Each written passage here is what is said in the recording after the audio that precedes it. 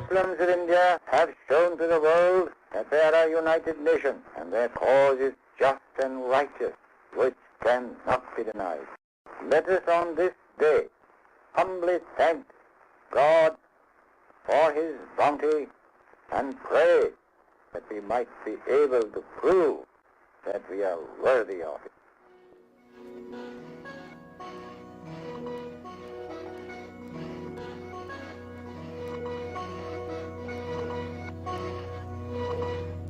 So Quaid-e-Azam had the type of personality who once he said something, it was done. I'll tell you one incident of his integrity and his lawfulness in following the law. This I was told by my brother who was in the Navy, that he was going to see Begum Bhopal in Malir. And there was a railway crossing there. So there was a railway crossing and this Admiral Hassan, he jumped out the car because the door was closed. He jumped out of the car and he wanted to go and open the door. So Quaid-e-Azam called him back and he says, "Why did you get out?" So he says, "I wanted to open the door for you to pass." He said, "No, I'm going to wait here till the goods train passes. I'm a citizen of Pakistan. If I don't follow the law, who else is going to?" So that is the type of person that he was, Quaid-e-Azam. आपको इल्म होगा कि अब पाकिस्तान के मायने क्या है। हमने पाकिस्तान हासिल किया, एक छोटी सी बात नहीं है। खुदा की रहमत से अब जो चीज हम चाहते हैं वो हमारे पास है।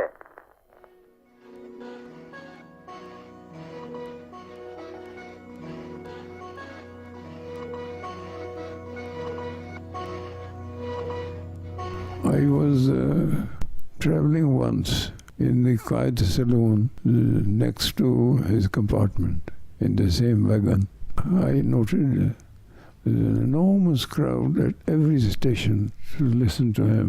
They would request for a speech and he would give it. Then he went to sleep, and there was some station at about 2 a.m. or 3 a.m. when his train stopped. The crowd was yelling, "Quaid-e-Azam Zindabad, Muslim League Zindabad." People, fellow passengers, they were Hindus and Sikhs. They had poisonous anger in their face. They also woke up and disgustingly listened to the whole thing. The Quaid did not come out for about 5-10 minutes, and thereafter he appeared. The crowd changed over to Pakistan Zindabad. Now he will come out. And he did come out. He came out.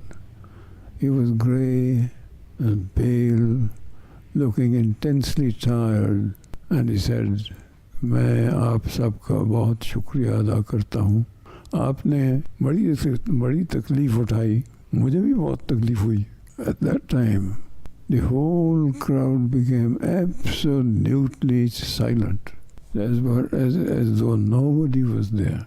And they left without even their footsteps being heard. I don't know how they managed that. They felt very sorry that they had disturbed their leader. If you want to learn by your own experience, not by the experience of your elders, let me tell you, as you become older, you will be more ready to learn from your own costly experience. The knocks that you shall have received during your lifetime will harm you more than anybody else.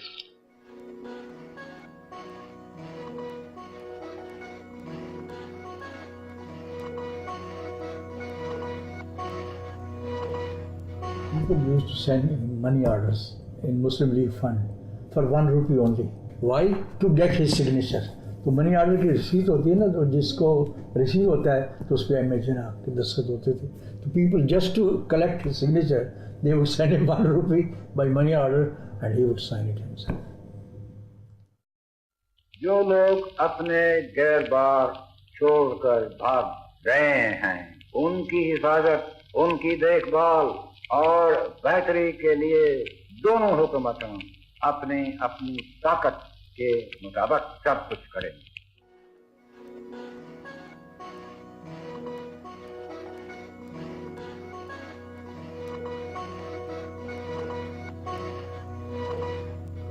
Before partition, there were no hotels in Karachi as such.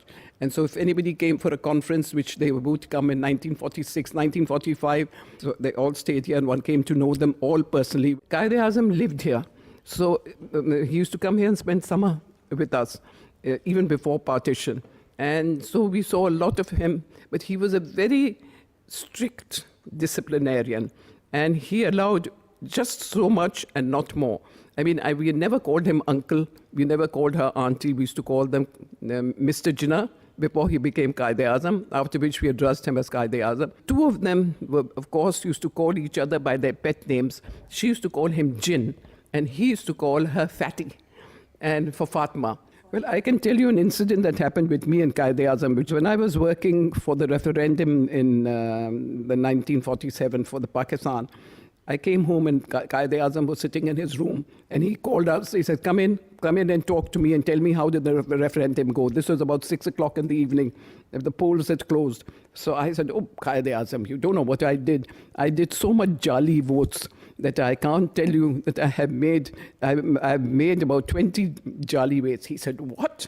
How dare you do that? Now go back right away and pull out all those jali names, because I don't want Pakistan on that condition where you have to take jali votes to get Pakistan.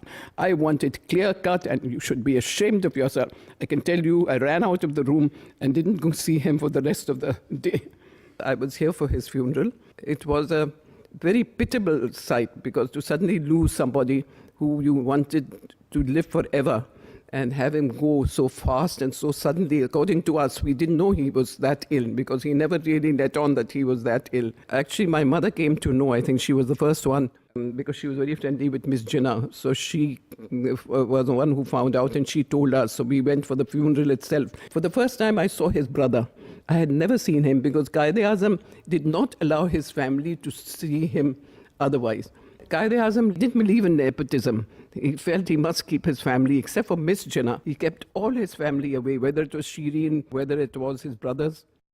I thank you once more for the honor that you have done me today, and I wish you every happiness and success.